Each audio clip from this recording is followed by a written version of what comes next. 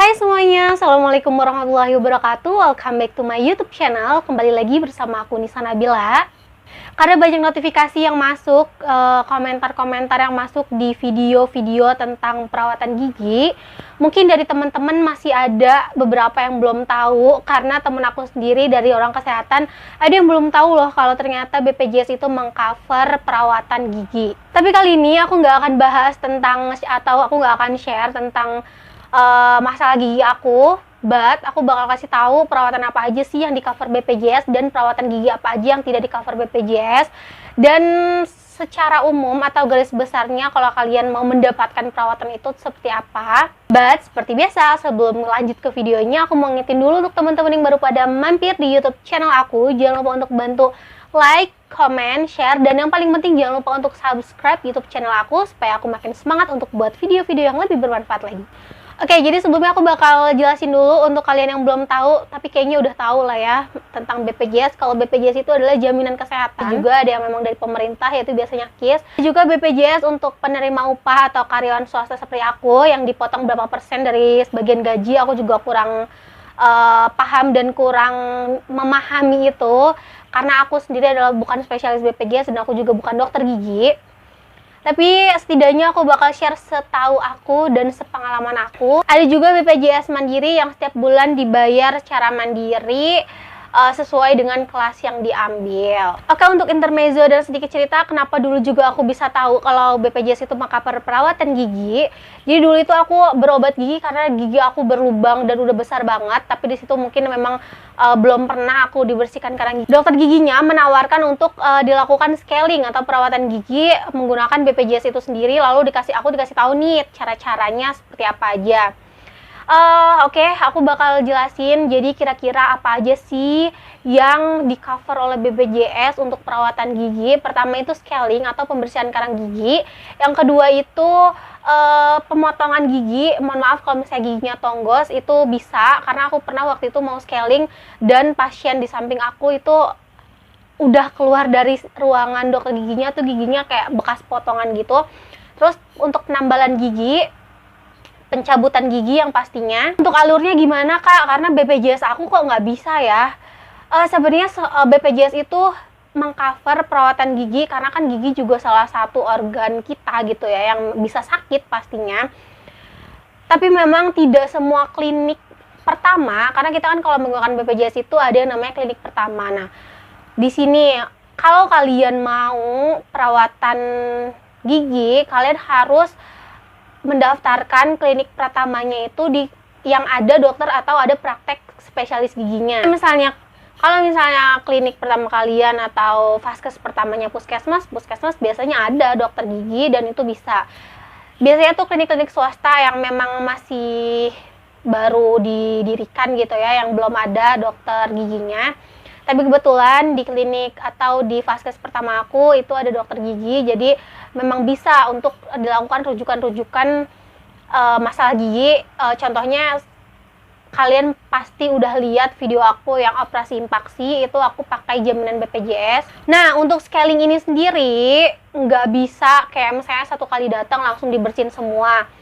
Ya, seperti kalian tahu, BPJS ini punya aturan-aturan sendiri dan aturan tertentu. Aku nggak tahu itu aturan dari BPJS-nya atau aturan dari si fasilitas kesehatannya.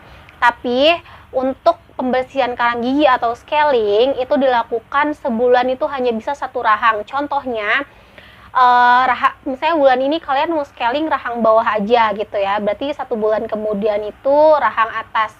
Nah, selanjutnya untuk perawatan gigi, gigi berlubang yang pernah aku alamin itu untuk tambal permanen pun sebenarnya di vaskes 1 bisa, tapi aku beberapa kali balik seperti biasa karena kan gigi lubang aku udah lumayan besar dan itu harus dibersihin dulu lalu ditambal sementara dulu untuk beberapa kali gitu ya. Setiap hari aku kayak 2 atau 3 kali, aku lupa. Itu udah lama banget waktu aku SMA, dan setelah udah ditambal permanen, aku baru tahu kalau tambal permanen itu tetap harus di-maintenance atau diganti, dan dia itu hanya bertahan 2 tahun atau 3 tahun. Aku pikir tuh kalau tambal permanen itu ya udah permanen, ternyata enggak. Dan kemarin pas aku mau konsultasi pemasangan behel, jadi kan aku tuh kemarin scaling di klinik itu, tapi hanya satu rahang dan satu rahangnya lagi tuh bayar.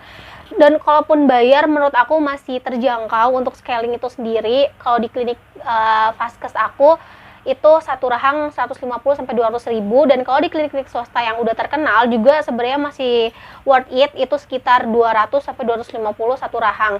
Jadi untuk teman-teman yang emang nggak mau ribet atau pengen yang instan, pengen yang cepet gitu ya, itu kalian bisa silahkan kisaran segitu harganya.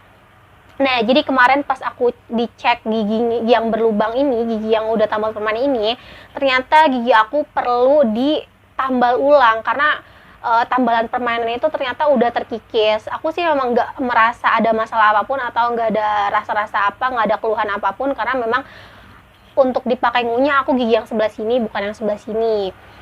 Dan kemarin juga dokter sempet nawarin untuk mau dirujuk gitu ya, karena memang nggak bisa dilakukan di fase 1 untuk penanaman gigi permanennya, karena gigi aku itu udah benar-benar terkikis setengahnya gitu. Jadi harus kayak mungkin dibuatkan atau dibentuk gigi baru atau seperti, aku nggak tahu bahasanya apa. Waktu itu dokter pernah jelasin karena sekarang sedang pandemi,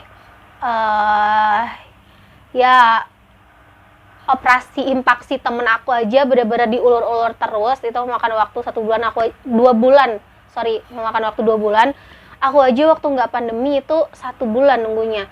Nah, aku kebayang kalau sekarang lagi pandemi pasti apalagi COVID-19 itu kan penularannya lewat mulut, lewat hidung, intinya lewat airborne gitu ya. Jadi pasti itu akan ribet banget. Kayaknya harus kayak butuh swab, terus harus butuh antigen dan lain-lain. Jadi sampai sekarang aku benar-benar masih nahan banget untuk gigi aku nggak ditambal dulu. Perawatan selanjutnya yang tadi aku sempat agak bahas di depan, yaitu pemotongan gigi. Mohon maaf kalau kalian giginya mungkin terlalu panjang, nggak nyaman, atau mungkin mohon maaf tonggos gitu ya. Itu bisa di Vaskes 1, tapi ada yang bisa, ada yang enggak. Kemarin sih di Vaskes aku pasien ada yang bisa. Akhir pencabutan gigi, tapi pencabutan giginya biasanya dilihat dulu case-nya. Kalau misalnya masalahnya masalah-masalah yang ringan, biasanya bisa langsung dilakukan di Vaskes 1. Tapi kalau misalnya masalahnya besar atau misalnya mengakibatkan atau beresiko perdarahan dan lain-lain, biasanya akan dirujuk. Case yang bisa di cover oleh BPJS yaitu operasi impaksi, itu umum banget dan memang ya masalah-masalah umum yang bisa terjadi gitu, pasti di cover BPJS. Kalau kalian tahu video aku sebelumnya, aku untuk operasi impaksi itu pakai BPJS. Dan saran dari dokter gigi yang kemarin pasang behel aku disarankan untuk cabut impaksi yang sebelah sini, karena lambat laun mau nggak mau ini pasti katanya akan berasa sakit. Tapi entah kenapa aku sampai sekarang belum berani cabut. Ya mungkin karena pandemi ini sih, aku kayak malas ribetnya aja. Kemarin nggak pandemi aja seribet itu, apalagi sekarang lagi pandemi gitu ya. Nah, untuk kalian yang pengen tahu nih, kalau misalnya gigi yang keropos pengen diperbaiki gitu ya, pengen dibagusin lagi, aku kemarin sempat ditawarin kalau mau bayar umum sekitar 2 juta, itu belum sama jasa perawatannya. Jadi kayak baru tindakan, bahan-bahan obat-obatnya kayak gitu, jasa dokternya belum. Ya mungkin kurang lebih bisa nyiapin 3 juta kalau emang kalian nggak mau pakai BPJS kalau dengan alasan ribet ya. Nah, perlu kalian tahu bahwa tidak semua perawatan gigi sama juga perawatan kulit gitu ya, tidak semua di cover oleh BPJS. Apa aja sih Kak yang nggak bisa di cover? Ya itu biasanya untuk tujuan-tujuan estetik. Contohnya apa? Misalnya kalian mau bikin gigi kelinci gitu ya, yang lagi tren banget sekarang, itu nggak bisa. Terus kalau kalian mau mutihin gigi misalnya, kan kalau scaling itu hanya membersihkan karang gigi gitu ya, giginya pakai alat kayak dibor gitu, tapi nggak sakit, cuma sedikit linu. Nah, kalau misalnya kalian mau mutihin gigi itu kan biasanya pakai cairan-cairan apa, aku nggak ngerti juga karena aku belum pernah. Terus untuk pemasangan behel pastinya itu nggak di cover BPJS. Kalau misalnya pemasangan behel di cover oleh BPJS, kayaknya BPJS akan overload dananya, karena pasti anak-anak muda zaman sekarang banyak banget yang mau pasang gitu ya. Walaupun ya memang tujuannya emang pengen ngerapin gigi kok, bukan cuma biar kelihatan cantik gitu ya, tetap itu nggak bisa di cover. Nah, kenapa sih penting banget gitu perawatan gigi menurut aku ya, untuk plak gigi sendiri atau karang gigi itu kalau misalnya nggak dibersihkan bisa jadi kayak gini. Dan ini tuh bisa menimbulkan bau mulut. Kadang gigi kita nggak ada plaknya aja, kalau misalnya nggak sikat gigi gitu ya, menimbulkan bau mulut. Karena apa? Biasanya orang-orang yang dengan penyakit lambung atau penyakit mah, itu gasnya itu bisa menyebabkan bau mulut. Ditambah lagi misalnya kalian nggak rajin membersihkan gigi dengan plak-plak yang seperti ini, baunya kayak apa gitu, kalian bisa bayangin ya. Nah, untuk pembersihan kerang gigi ini sendiri bisa dilakukan tiap 6 bulan, paling cepat 3 bulan sekali untuk BPJS. Tapi kalau kalian bayar umum sih bebas aja ya, kalian mau sebulan sekalipun, mau 2 bulan, mau seminggu sekalipun kayak bebas. Oke teman-teman, mungkin sekian video dari aku. Lumayan agak buru-buru ya, karena ya aku juga lumayan agak buru-buru hari ini. Mohon maaf kalau misalnya kalian belum jelas sama video ini, kalian mau nanya nih, Kak, aku mau tanya atau sharing bareng, misalnya penjelasan yang aku sampaikan ini masih kurang gitu ya, atau tidak sesuai, silakan kalian boleh discuss di kolom komentar di bawah ini. Mohon maaf kalau misalnya videonya kurang-kurang, karena aku bukan spesialis gigi, aku bukan spesialis BPJS, aku share sesuai pengalaman aku aja. Mudah-mudahan membantu teman-teman yang membutuhkan informasi singkat dasar. Seperti itu. Thank you udah nonton video aku sampai selesai. Jangan lupa untuk di like, comment, and share kalau video ini bermanfaat, dan jangan lupa juga untuk di subscribe yang paling penting supaya aku makin semangat untuk buat video yang lebih bermanfaat lagi. Dan jangan lupa juga untuk follow Instagram aku di Nabila Yanesa. Kalau kalian DM aku, so excited banget beneran kalau misalnya ada teman-teman dari YouTube gitu ya yang nanya atau nge-DM aku di Instagram. Apalagi buat adik-adik yang kemarin banyak nanya masalah pendidikan kebidanan, aku seneng banget responnya. Aku seneng banget sama antusias kalian untuk sekolah lagi, semangat. Dan kita bisa sharing-sharing lebih banyak lagi di next video. Kalau kalian mau dibuatkan video apapun, silahkan komentar. Thank you for watching and see you on my next video. Bye!